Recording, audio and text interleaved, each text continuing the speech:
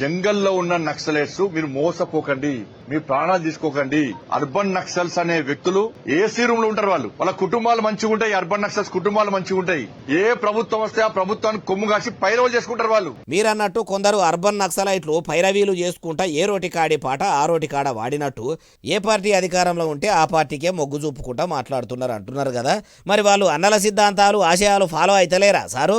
వాళ్ళు మావోయిస్టు సిద్ధాంతాల గురించి వాళ్ళు మాట్లాడతలేరు. వాళ్ళకి ఏ ప్రభుత్వం వస్తే ఆ ప్రభుత్వానికి కొమ్ము కాస్తారు. ఆస్తులు సంపాదించుకుంటారు వాళ్ళు, పైరవులు చేస్తున్నారు వాళ్ళు, ఏసీ రూమ్ లో ఉంటున్నారు, కార్లలో తిరుగుతున్నారు. మరి మీరు జంగల్ తిరుగుతా మీకు ఏమొచ్చింది? ప్రాణాలు కోల్పోతున్నారు. ప్రాణాలు ప్రజల కొరకే ఓడగొట్టుకుంటున్నారు.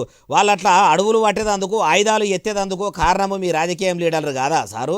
కొందరు పొలిటికల్ లీడర్లు, కొందరు పెత్తందారులు, పెట్టుబడిదారులు పేదలను దోసుకొని పెద్దోళ్ళు అవుతుండ్రనే కదా జంగల్లకు పోయి వాళ్ళు జంగు చేస్తున్నారట. తెలంగాణ తొలి ఉద్యమం ఎందుకు జరిగింది? సాయుధ పోరాటం ఎందుకు జరిగింది? భూమి కోసం, భుక్తి కోసం, ఎట్టి షాకిరి విముక్తి కోసం కాదా? అన్నలు లేకపోతే అప్పట్లా ఆగడాలు ఆగేటియా? మూతికి ముంత ముడ్డికి చీపిరి గట్టిన ఘనత తెలంగాణ అగ్రకులాలున్నది కాదా? ఆ అణచివేత చూడలేకనే కదా కొందరు అడవిబాట బట్టి అన్నలయ్యింది.